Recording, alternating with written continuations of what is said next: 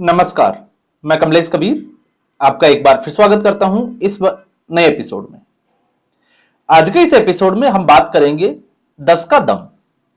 नीतीश कुमार ने आज पटना में बिहार के नए मुख्यमंत्री के रूप में शपथ ली और अब ऐसे ही उनके शपथ की जो संख्या है वो 10 हो चुकी है। तो पिछले 2005 से लेकर अब तक लगातार बिहार की सत्ता में काबिज है नीतीश कुमार।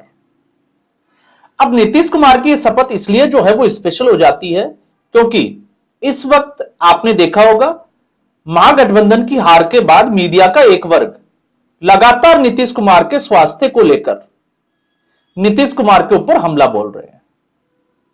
लेकिन दूसरी तरफ अगर हम आकलन की दृष्टि से देखते हैं तो आप सोचकर देखिए कि 20 साल सत्ता में रहने के बाद एंटी इनकम्बेंसी होनी चाहिए, जो कि होती है राजनीति में, लेकिन एंटी इनकम्बेंसी को प्रो इनकम्बेंसी में बदलकर एक तरीके से महागठबंधन का सुपड़ा साफ कर दिया।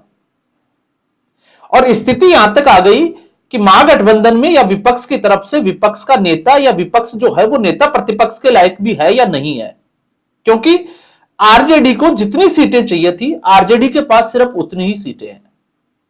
लेकिन उससे ज्यादा इंपॉर्टेंट बात यह हो जाती है कि रोहिणी आचार्य के साथ या हम कहें कि तेजस्वी यादव के घर पर जब आरजेडी के विधायकों की मीटिंग हुई जिसमें नेता प्रतिपक्ष का चुनाव करना था या विधायक दल का नेता चुनना था, तो उस वक्त संजय यादव के खिलाफ नारे लगाए गए, संजय यादव मुर्दाबाद और गो बैक टू हरियाणा। तो सवाल यह था कि ये लोग कौन थे, क्योंकि ये लालू प्रसाद यादव में अगर आरजेडी में देखते हैं तो तेजस्वी गुट के तो नेता नहीं हो सकते। तो फिर बताया यह जा रहा है कि ये रोहिणी आचार्य के साथ जुड़े हुए लोग हैं, और अगर ऐसा है तो फिर आरजेडी में कभी भी टूट हो सकती है। और आरजेडी में एक या दो विधायक भी अगर आप साथ छोड़कर चले जाते हैं तो फिर तेजस्वी यादव के हाथ से नेता प्रतिपक्ष का पद, और चूंकि नेता प्रतिपक्ष का पद जो है वो संवैधानिक प्रक्रिया के तहत आता है, तो फिर उनका बंगला वगैरह सब कुछ छीन जाएगा। तो यह है आरजेडी की मनोदशा। दूसरा अगर हम देखते हैं तो कुछ पत्रकार लोग, क्योंकि पिछले वीडियो में भी हमने बात की थी, जो कांग्रेस पार्टी और आरजेडी के लिए बैटिंग करते हुए दिखाई दिए। अब कुछ लोगों को उनका पेमेंट नहीं मिला इसलिए वो लोग चिल्ला रहे हैं। अजीत अंजुम की हमने बात ही की थी, इसके अलावा न्यूज 24 जिसका मालिक है राजीव शुक्ला, और राजीव शुक्ला सीधे तौर से कांग्रेस पार्टी का नेता है। तो आप समझ सकते हैं कि न्यूज 24 किसका चैनल है। तो आपने देखा होगा वहां पर लगातार जो है वो कुछ एंकर होते हैं जो एक तरीके से भारतीय जनता पार्टी या नरेंद्र मोदी के विरोध में जो है वो सवाल जवाब करते हैं। अब ऐसे में उनके ही एक पत्रकार है राजीव रंजन, अचानक से उन्होंने भी जो है वो पाला बदला, और उनके हिसाब से कि आरजेडी की हार का सबसे बड़ा कारण एक जो उनको मिला वो था आरजेडी के कार्यकर्ताओं की उद्दंडता। क्योंकि जहां पर तेजस्वी यादव की रैली होती थी वहां से आरजेडी के कार्यकर्ताओं का कारवां जिस गांव से गुजरता था वो हो हुल्लड़ करते हुए वहां से निकलते थे, और फिर उसके बाद में वहां की जनता और पब्लिक का रिएक्शन ये होता था कि अभी चुनाव प्रक्रिया में है तो ये हाल है, तो अगर आरजेडी जीत जाएगी तो क्या हाल होगा। तो एक तरीके से जो एग्रेशन की जो आक्रामकता थी कार्यकर्ताओं की, उसको जनता ने सिरे से नकार दिया। तो फिर सवाल यह उठता है कि एसआईआर के खिलाफ चुनाव आयोग और नरेंद्र मोदी को जिस तरीके से आक्रामकता के साथ गालियां दी जाती है और कोसा जाता है, तो क्या जनता उसको स्वीकार करेगी। तो दूसरी तरफ आप देखिए कि अब वही लॉबी जो है वो लगातार नीतीश कुमार को कोसती हुई नजर आती है, और नीतीश कुमार को इसलिए क्योंकि नीतीश कुमार का स्वास्थ्य उनके साथ नहीं है। लेकिन जब हम स्वास्थ्य का हवाला देते हैं तो आप देखिए नीतीश कुमार इस चुनावी सभाओं में लगभग 60 से ज्यादा रैलियां की, और 60 से ज्यादा रैलियां की तो उसमें एक खबर यह भी थी कि जब 2 दिन तक मौसम ज्यादा खराब था तो तेजस्वी यादव घर जाकर सो गए थे, लेकिन नीतीश कुमार 200-200 किलोमीटर गाड़ी से सफर करके भी रैलियां या लोगों को संबोधित कर रहे थे। तो इससे आप अंदाजा लगा सकते हैं कि नीतीश कुमार का स्वास्थ्य जो है वो किस तरीके का है। और फिर सबसे बड़ी बात यह है क्योंकि मैंडेट देने का काम होता है जनता का, तो जनता ने एक तरीके से मुझे लगता है कि नीतीश कुमार को फेयरवेल दिया है, और किसी नेता का राजनीति में इससे ज्यादा अच्छा फेयरवेल हो ही नहीं सकता। तो शपथ के दिन फेयरवेल का मतलब नीतीश कुमार का यह आखिरी चुनाव है और लोगों ने मन बना लिया था कि नीतीश कुमार की विदाई अच्छी होनी चाहिए। तो आप देखिए, जेडीयू की जो सीटें हैं लगभग डबल हो गई और नीतीश कुमार 10वें मुख्यमंत्री के रूप में शपथ ले रहे हैं। और जब वो 10वें मुख्यमंत्री के रूप में शपथ ले रहे हैं तो फिर एक और बात जो है वो नीतीश कुमार के साथ जुड़ जाती है, और वो है क्योंकि राजनीति में कुछ राजनीतिक दल और कुछ नेता ऐसे होते हैं जो किंग मेकर की भूमिका में होते हैं, जो हमेशा किंग की कुर्सी जो है वो किसको दी जाएगी उससे जो है वो जाने जाते हैं। लेकिन नीतीश कुमार उससे 2 कदम आगे, किंग मेकर की भूमिका में तो जाने जाते ही हैं, लेकिन उस भूमिका में किंग कौन बनेगा तो वो अपने आप को ही जो है वो किंग घोषित कर देते हैं। आप देखिए, नीतीश कुमार का दूसरा नाम सोशल मीडिया पे जो ट्रोल करता है, ट्रेंडिंग में रहता है, वो है पलटी मार, पलटीबाज। तो नीतीश कुमार ने जब भी जो है वो पलटी मारी है, चाहे वो एनडीए का गठबंधन को छोड़कर आरजेडी के साथ जाना हो या फिर आरजेडी से वापस भारतीय जनता पार्टी के साथ जाना हो, दोनों ही स्थिति में नीतीश कुमार ही अब तक जो है वो मुख्यमंत्री बने हैं। किसी और के पास इस कुर्सी को जाने ही नहीं दिया। तो नीतीश कुमार अब उस लिस्ट में आ गए हैं।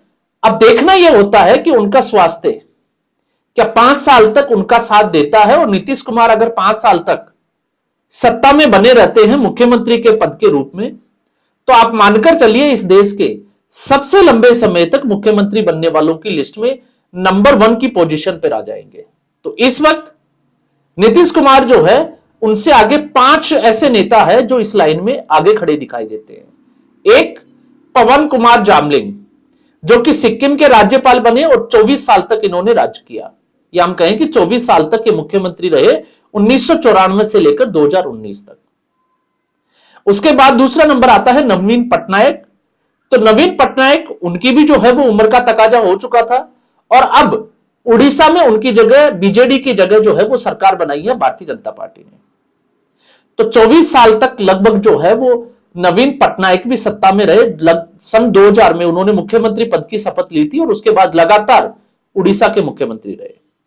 तीसरे नंबर पर अगर हम देखते हैं तो बंगाल से आते हैं ज्योति बसु। तो ज्योति बसु का जो कार्यकाल वो 23 साल तक मुख्यमंत्री रहे और 1977 से लेकर 2000 तक लगातार वो मुख्यमंत्री बने रहे। इसके बाद में आता है गोंगेन अपांग, यह है अरुणाचल प्रदेश के मुख्यमंत्री रहे और यह भी लगभग 23 साल तक, 1980 से लेकर 2003। और फिर नीतीश कुमार से एक और व्यक्ति जो है वो उनसे आगे इस कतार में खड़े दिखाई देते हैं, और वो है लाल थनावला, जो कि मिजोरम के मुख्यमंत्री बने, लेकिन ये लगातार 3 अलग अलग शासनकाल में जो है वो मुख्यमंत्री बने, लगातार ये मुख्यमंत्री नहीं बने। तो नीतीश कुमार 2005 से बिहार के लगातार जो है वो मुख्यमंत्री बने हुए हैं, और आगे वो कितने साल तक रहेंगे अभी जो है वो इसका अंदाजा लगाना भी मुश्किल है, क्योंकि यह तो तय है कि यह उनका आखिरी चुनाव है। अब इस कार्यकाल को वो कितना पूरा कर पाते हैं ये बड़ा इंपॉर्टेंट है, लेकिन उससे ज्यादा इंपॉर्टेंट था जो लोग नीतीश कुमार की जीत के बाद एक समीकरण भी बनाकर बैठे हुए थे कि शायद नीतीश कुमार जो है वो बार्गेनिंग करेंगे। लेकिन 14 नवंबर को जिस दिन नतीजे आए उसके बाद से लेकर अब तक 1-2 खबर आई टीवी पे जो चल रही थी, वो थी कि गृह विभाग किसके पास रहेगा। तो नीतीश कुमार ने यहां पर भी बाजी मारी और गृह विभाग, क्योंकि 2005 से लेकर अब तक नीतीश कुमार ने गृह विभाग अपने ही पास रखा है। तो जो भारतीय जनता पार्टी के साथ में यहां पर जो है वो थोड़ा सा, जिसको हम कहें कि एक विधानसभा के स्पीकर को लेकर पेच था, तो दूसरा गृह विभाग को लेकर भारतीय जनता पार्टी गृह विभाग मांग रही थी, तो जेडीयू ने जो है वो स्पीकर के लिए बोला, और उसके बाद भारतीय जनता पार्टी स्पीकर के साथ ही बनी हुई है और गृह विभाग नीतीश कुमार के साथ आ गया है। तो आज जो शपथ ग्रहण समारोह हुआ उसमें 8 मंत्रियों के साथ जेडीयू के एक मुख्यमंत्री खुद नीतीश कुमार ने शपथ ली, और इसके बाद भारतीय जनता पार्टी ने, जिसमें सबसे ज्यादा मंत्री पद मिले, जिसमें 2 उप मुख्यमंत्री, एक विराट चौधरी जो कि लगभग जो है आप देखिएगा कि नीतीश कुमार के ही समुदाय से वो ताल्लुक रखते हैं, और दूसरे विजय सिन्हा। तो लगभग 15 मंत्रियों ने शपथ ली, और इसके अलावा बाकी दूसरे सहयोगी दलों ने, जिनके एक एक से दो दो मंत्री जो है वो बने। तो नीतीश कुमार, यहां पर भी अगर आप देखोगे तो ऐसी कोई खबर नहीं आई कि गृह विभाग जो है वो नीतीश कुमार से छीन लिया हो, या जो अटकलें बनाई जा रही है सोशल मीडिया पे कि नीतीश कुमार जो है वो मुख्यमंत्री होंगे लेकिन सरकार पीछे से कोई और चलाने वाला है, तो ऐसा भी जो है वो होते हुए अभी दिखाई दे नहीं रहा है। तो अब सीधे तौर पर अगर आप देखें तो एक तरफ महागठबंधन जो मुसीबतों से घिरा हुआ है और दूसरी तरफ नीतीश कुमार जो 2005 से लगातार जो है वो 2025 चल रहा है और मुख्यमंत्री की कुर्सी से चिपके हुए हैं, और महागठबंधन या हम कहें कि विपक्ष को एक भी मौका नहीं दे रहे कि वो कुर्सी से उतर जाए और उनको ऐसा कोई मौका मिल जाए। तो आज के एपिसोड में बस इतना ही। उम्मीद करूंगा वीडियो एपिसोड आपको पसंद आया होगा। वीडियो को लाइक करें, शेयर करें, चैनल जरूर सब्सक्राइब करें। धन्यवाद।